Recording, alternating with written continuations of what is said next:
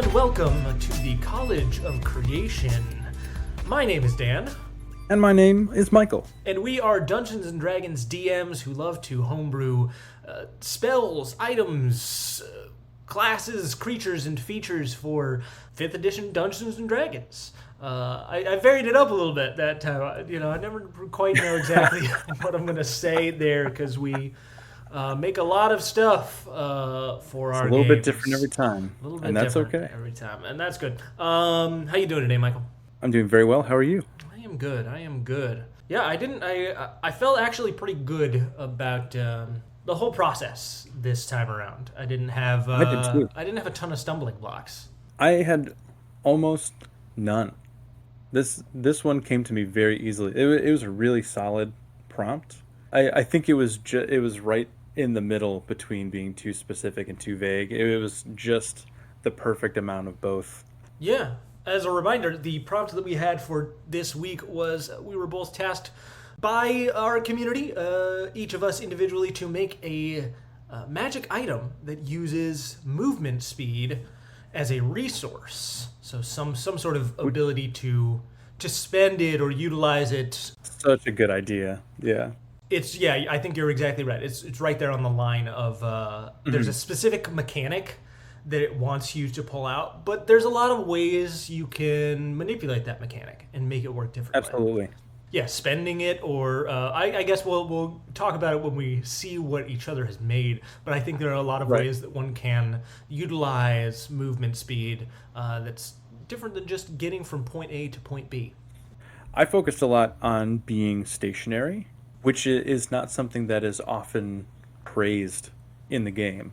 A lot of times I feel like in the rules as written there are so many features that increase things, very few features that reward you for just taking time and staying still. Yeah. I mean, you mentioning that right now makes me think that I've kind of made something like this before.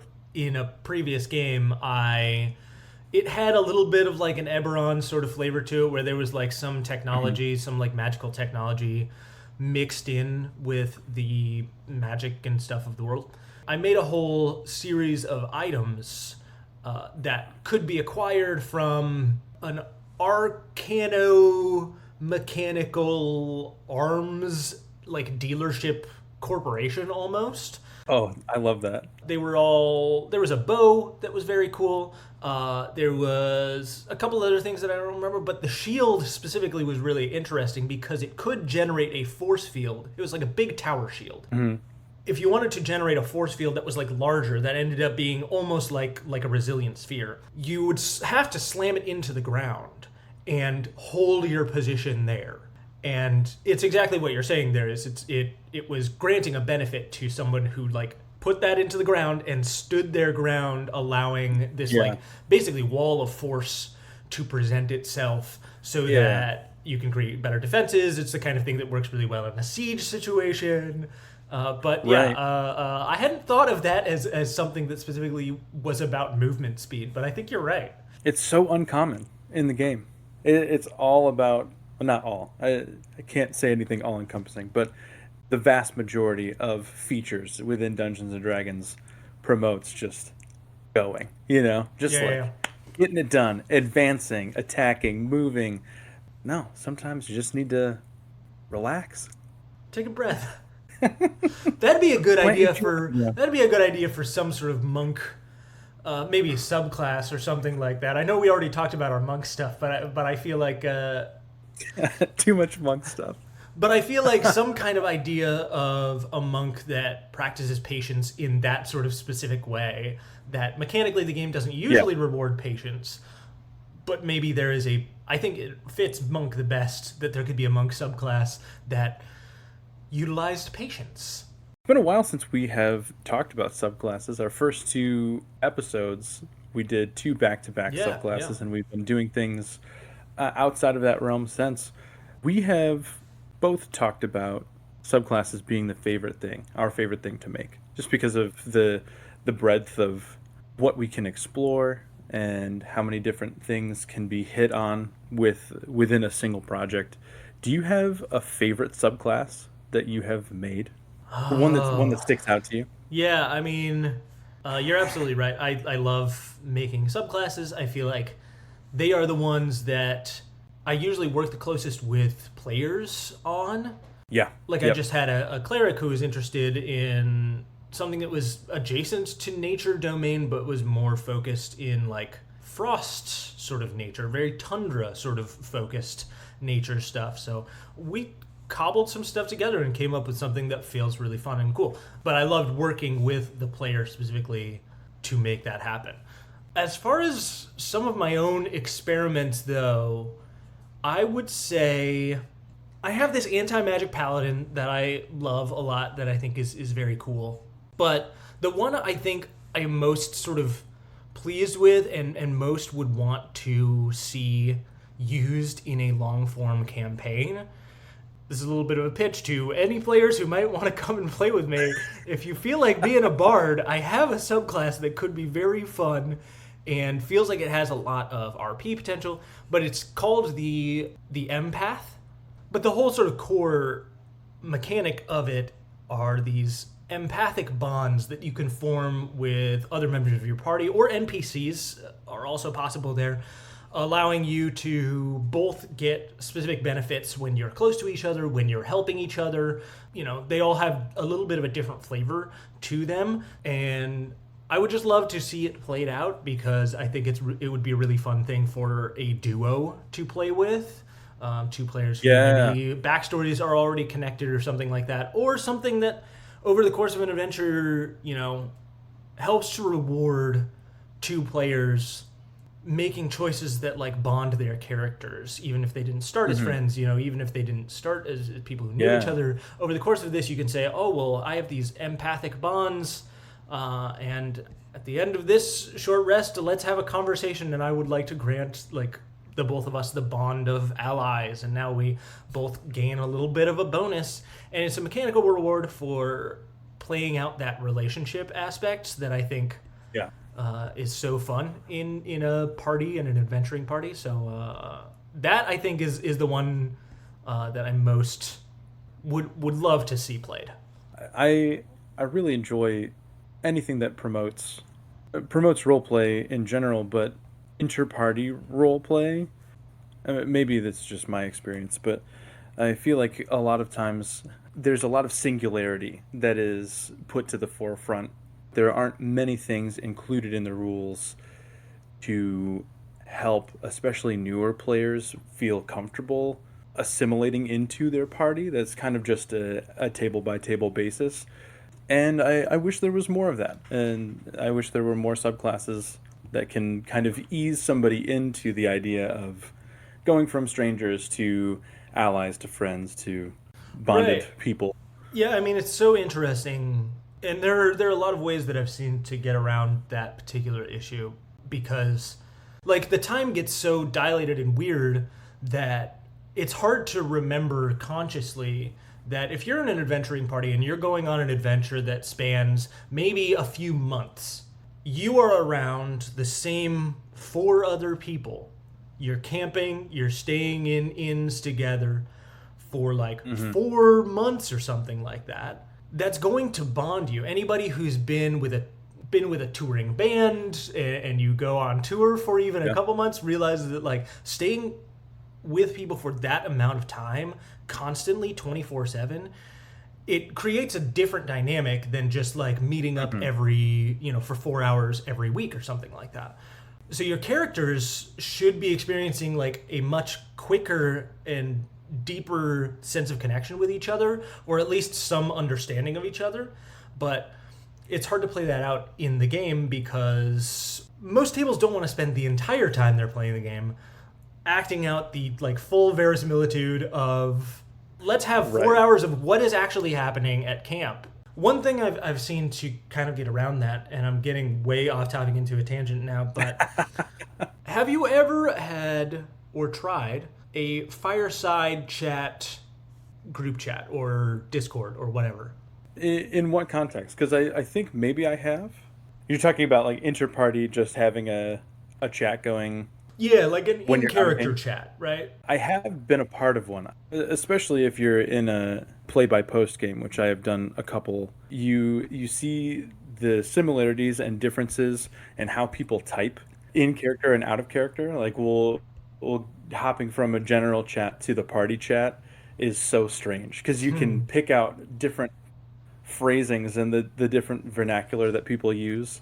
That's really good to kind of meld the two, right? Player and PC. You can kind of make that more unified. Yeah, definitely. I mean, I've used it in a couple of different games just to sort of like amplify that feeling of like you all should and would be like trying to get to know each other. You would be having like conversations around a campfire, right? And what would those look like? What are the things that you would share with each other? And sometimes those require prompts. Sometimes, roll something on this list of conversation prompts that are just like basically glorified get to know you games. But I do feel like in the past that's been a good way to get around that and do that. But yeah, I agree. There's lots of fun ways to promote that sort of role play, that sort of relationship building within the party. How about you? What is your favorite subclass you've made? I used to write for a magazine called Higher Powers, the Cleric Corner. He's a creator in the D&D space. I used to write for his magazine, so I would write subclasses for him all the time. And that was a very rewarding and odd experience because it was creating subclasses based on prompts, not for specific people that I knew. It was for the purpose of publishing, and just like making things to immediately be launched out into a content drop. So I have a lot of subclasses from that. I have now gone back and I have two that stick out to me. One of them I have played personally, I really enjoy. It's a ranger subclass called the Star Jumper. It's based loosely on astronauts, like Buzz Lightyear type of thing. Okay. A big feature is this air envelope that you can produce for yourself. You can make envelopes for your companions so you can breathe out in space.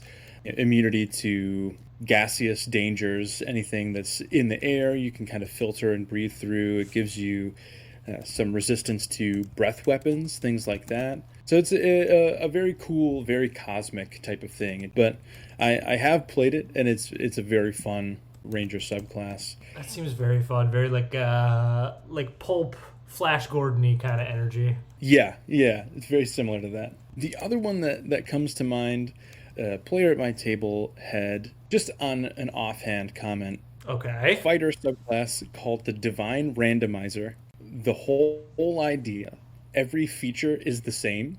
The idea is you are this fighter that you only operate based on the gear that is sent to you by your benefactor. So there's a D100 rollable table with a bunch of items from common to legendary, and every time you hit a feature level, you roll on that table, and whatever item comes up, you get a free attunement slot, and you get that item. It can't be taken off of you, and you can't unattune from it.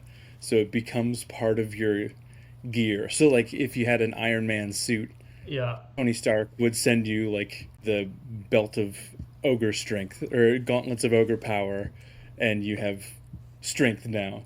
But it's all random. So whenever you get to that level, you get to the third level or whatever, you roll on the table and you get the gauntlets, and that's what you have. But you also have the option of getting less desirable weapons or armor. It's completely random. You go into playing it not knowing at all what your build is going to be by the end. Yeah, you're just like an agent of the company, and the company sends you the gear that you need to do your job, and you just look at it like, okay, I guess that's what I need. You're out in the field, and they just drop a salvo of gear. That's very fun. That sounds like a very good time. It's incredibly fun to watch it and play. I've only had one player play it once for one single session, one shot, and it was just a joy. Now, we shouldn't get into it, but now I do kind of want to know what your least favorite subclass you ever made is, and the thing that you feel like was just like an absolute failed experiment. But we'll talk about that another time. You stew on that. Because we have to get to our actual presentations. I have one too, buddy. Best believe it. It's time though. We got to get to our actual stuff. The actual thing we're supposed to be talking about. The people have waited long enough for us to reveal our items. Too much discourse. In classic style, I can't imagine that you brought just a single item, nor did I. I came up with 3 sort of different items. One takes your movement speed and grants it to somebody else. One takes your movement speed to allow you to do a different thing.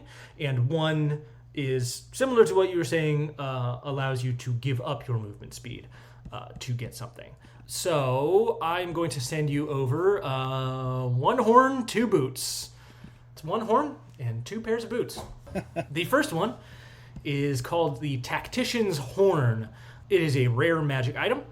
This Grand War Horn is wielded by generals and commanders to lead their soldiers into battle. While attuned to this horn, you can expend any amount of your movement speed on your turn in 5-foot increments. For every 5 feet of movement you spend in this way, you can grant another creature that can hear you within 120 feet of you an additional 5 feet of movement on its next turn. So by standing in your same spot, giving up a little bit of your movement speed, you can direct your allies to move around the board a little bit further than they normally would be able to. I love that. Yeah, it's not super powerful. In fact, I think I have it as rare, but I could probably knock that down to uncommon. Gives a little bit of the warlord sort of vibes without us actually having a warlord in the game.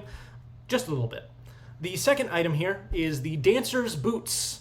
These light boots are flexible and well suited to a dancer's quick steps. It's a rare magic item.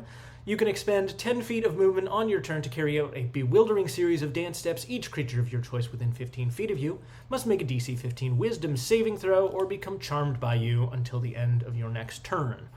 Again, pretty simple. You do a little bit of a dance, people are like, oh, what's happening? And hey, look at this guy. Yeah, look at this guy. Could be very fun. I also feel like I maybe want to extend the duration to a full minute, so it could have some out of combat use, allow you to, do a little dance and maybe distract a bit in maybe more of a heisty sort of situation. Yeah, you could always extend the duration and just make that wisdom save available at the end of every turn too. So it's not too like super broken. Yeah. Or just increase it to very rare, and I feel like that would be totally fine. Yeah, something like that. I like that a lot. It's very simple. And then the last one are the Steadfast Boots. They are medium armor. They are rare. And these plate armor boots have sharp steel spikes protruding from the soles. On your turn, you can dig the spikes into the ground as a free action. While dug in, you are under the following effect until you use a bonus action to dislodge yourself. Your speed becomes 0. You are immune to all effects that would push or pull you and effects that would teleport you or send you to another plane of existence against your will. They ground you to this plane of existence. You are not allowed to leave. And you gain a +5 bonus to all strength, athletics checks, and strength saving throws. This is so good. This is my favorite of the 3. Yeah. I think it's such a cool mechanic, like we were talking about before. It's something that's not used very often, and I love rewarding players for this type of tactical play where it's not just running around and hitting your amount of attacks and then saying your turn is done. This type of defensive play is so uncommon, and I love to see it. This is a great item. Well, it's almost a Hodor situation, right? Like you could be that guy. Like you can kind of become almost a version of an immovable rod yourself this way. Mm-hmm. You can just like stand in a hallway and in the hallway fight, just like dig yourself in and nobody can get past you. Your friends have plenty of time to get away, whatever they need to do. I maybe even would add something like this, like no creatures can move through your space. Yeah. It's because they can't push by you. Because they're like small creatures and swarms and stuff that usually would be able to move through your space, which I would want this to have functionality that disallows that makes it so that like you are the bulwark. Dramatic moments, that kind of stuff. I really like that a lot. Yeah, thanks. I made a playable species a while back that was similar. It was a tree species, like a plant species, and one of its features was it could root into the ground. Yeah. And it was similar to this, not nearly as streamlined. It probably was much more clunky than this, but I love it. This is great. I appreciate it. I appreciate it. And now with that, I'm very excited to see what you came up with. I also brought 3 items today. I didn't go with my normal style of just throwing 1,000 things out there and culling back. This felt very good, very, very natural. 3 of them just kind of came out of my brain, and I revised over the last couple days. But I like these in their current state. So again, just like you, I feel like this week was without too many roadblocks. The first one is called the Kinetic Stepmaster. Okay. This is basically a miniature step machine, like a workout machine. Okay. Stairmaster. And essentially, this is a generator. You're stepping and putting power into this generator. The generator resembles a small box with moving panels circulating around it. Each paddle moves up and down alternatively, so it simulates climbing stairs.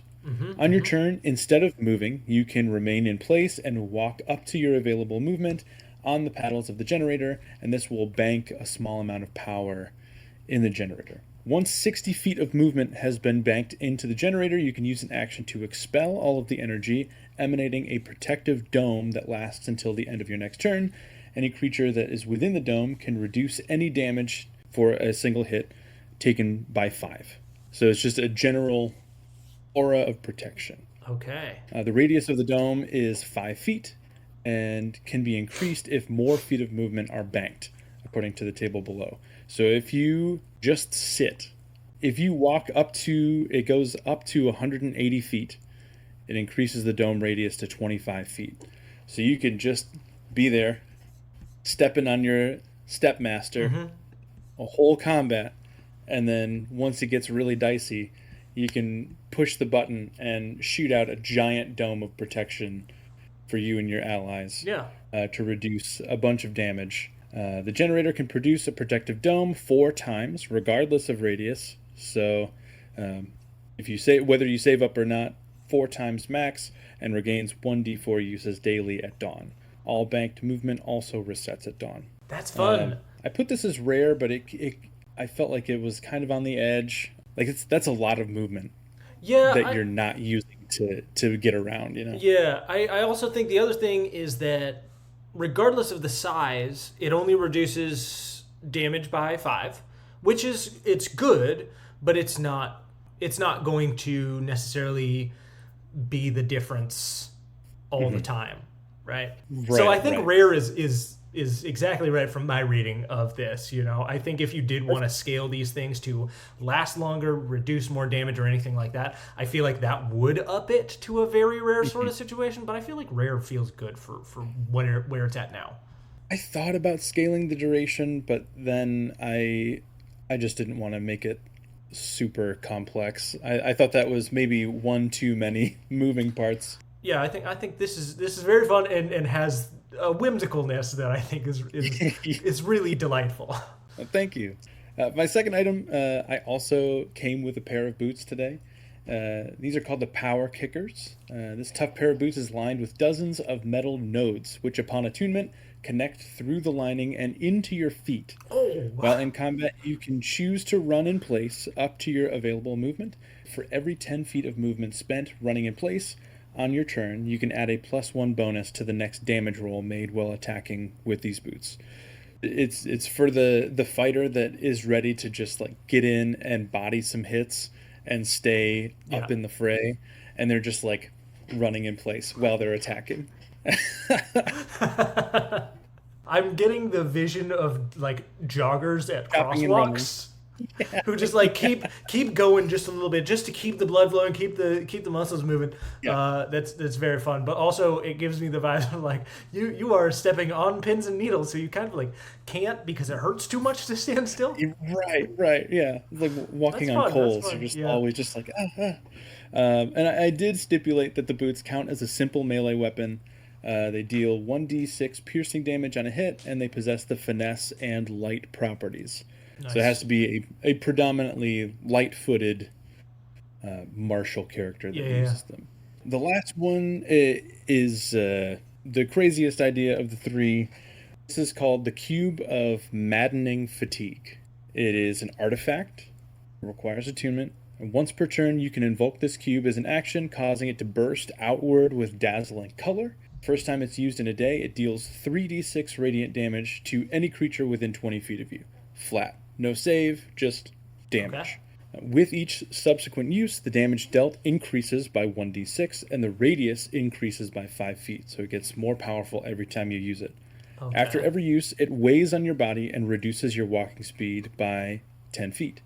However, if your speed is reduced to 0, your strength and dexterity scores also drop to 0, and the only action you can take is to keep using the cube until you gain back at least 1 point of dexterity or strength. Whoa. Yeah. So if you drop to 0, you're just controlled by the cube. You're just shooting out beams of light until somebody can cast greater restoration on you. Any creature within 20 feet of you also. Oh, man. This is like a cursed item, man. This is rough. Yeah. No, it's very cool though. Just awful. Oh gosh. Yeah, you just are real bad. I was thinking, because I made a TikTok about Intellect Devourers. Oh, really? Mm-hmm. I made a TikTok about challenge rating and how much I think it sucks. Yeah. But within that video, I talked about Intellect Devourers and how one of their abilities reduces your intelligence to 0. And I thought, that's an interesting thing. What could I do with movement? And I thought, dexterity and strength seems like an artifact thing to drop to 0. So if you really want to go in and, like, last stand a bunch of enemies, if you're running in and you're like, yeah, I need to get the rest of my party out, and I'm like, this is the end. I'm going to go in and take care of everything else. Oh, yeah. So many things immediately spring to mind that are just very narratively interesting, I think, about this item. Right. One of them is just that, like, somebody can't get close to you to cast even, like, a greater restoration or anything because you immediately use it, like, as soon as they get close enough to you, and it just, like, batters them with a ton of radiant damage. So that sucks. Right. I just imagine, like, walking into a tomb just filled with the corpses of demons or undead or something else like that, and just like one body in the middle of it just holding on to this cube.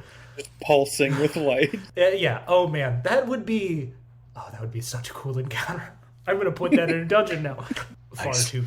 Far too cool. I like them all. I also love that they are all very different from what I came up with. I didn't want to do anything that was specifically damage related. That was sort of my thing that I was like, that doesn't feel like what my move is going to be this time around. So I'm glad that you did do a couple things that were more offensive combat related things.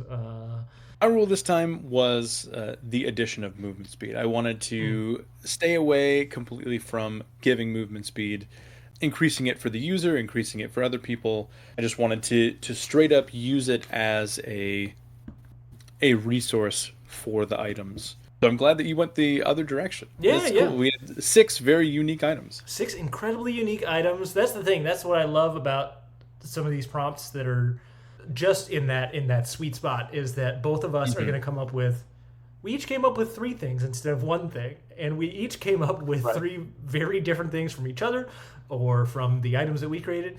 So we end up with like 6 wild things. I imagine if we gave this prompt, though, to anybody else, we'd have 6, 9, 12 more things that are entirely different that don't even touch what we've got here. And I love that so much. In that vein, if anyone listening has any ideas for items that would use movement speed as a resource, we would love to hear about it.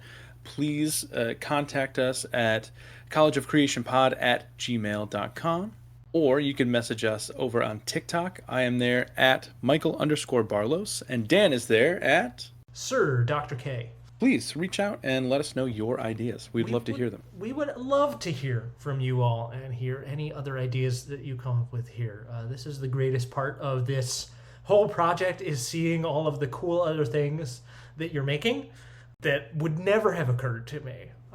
These boots are so far outside of the realm of anything I ever would have thought of. Very cool, though. Very cool. Thanks, man. Yeah, these were really fun to make, and these were not difficult to make either. It was just... I like this a lot. Yeah. What a nice week to have where we weren't agonizing over were we going to even have something to present. Right. Yeah, me last week. Shall we roll for our prompt for next week? Absolutely. All right, Michael, go ahead. Give us a roll. We're looking at a 9 today, Dan. A 9, and it is right up your alley because number 9 is a subclass that slowly turns the character into a cyborg with each feature. Oh my god. A subclass that slowly turns the character into a cyborg with each feature. How do you feel about this one, Michael? So there are a couple layers to this. First, I love the brief. I think it is such a cool thing. On a different level, though, I enjoy that they didn't stipulate class. Yes. This is a subclass that could be anything. Mm-hmm.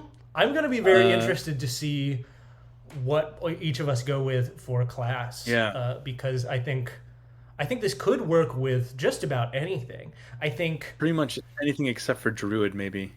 Druid would be a tough one, although I think if you're loose with the idea of what a cyborg is, you can maybe make it work. Yeah, I mean, the obvious one is Artificer. I feel like that right away it would count that out for me. Now, I have a question for you, Michael. Then, if you wanna count out Artificer entirely, that's fine by me. Which leaves us with 13 classes. Oh, and if we also wanted to take out Druid, we could get down to 12, and then each of us could roll a d12 and just randomize what class we build for. Do you want to do that right now? We might do. I don't know. What do you think? I love that. Okay. Yeah, let's do it. All right. Let's do it. All right, 1 to 12. We have Barbarian, Bard, Blood Hunter, Cleric, Fighter, Monk, Paladin, Ranger, Rogue, Sorcerer, Warlock, and Wizard. Okay. So roll your d12. I want to know what you get. All right, here we go. I got a 5. Okay. Which gives me a Fighter. How do you feel about that? I like fighters. I think on a ground level, fighters can be kind of sequestered into the realm of being a little bit boring or not very unique, and this is a chance to circumvent that. Amazing. Let's see what I get. That is an 11. The dice gods have been in your favor today. They sure you have. will be made Warlock. I can dig that. These are going to be completely different in the best way. So many cool directions to go with a Warlock. Oh man, now I just want to do one for each. We'll just have to make a book. We'll just have to make a book. 14 classes, each of us can take 7, and we'll make a whole cyborg compendium of subclasses. Yes, the Borg compendium. I'm excited to see what you come up with. I'm excited to see what I come up with. I can't wait. Likewise. I'm sure it's going to be incredible. And until then, we will have to talk to you next week. Michael, what do you have to say to the people? Dan, I always have something to say to the people at the end of our recordings here. Dungeons & Dragons is a fun game. We're playing with our friends. We're having a good time. We're eating snacks. One thing that we can all do for each other to make that experience better is to show up on time. So please do your best to just be on time. At least tell me that you're going to be late. Or tell me, yeah. Please just shoot me a text if you're going to be late. That is also acceptable. In any case, I hope you all have a wonderful day. Keep creating, keep making great stuff, and we will be in your ears next week. Goodbye.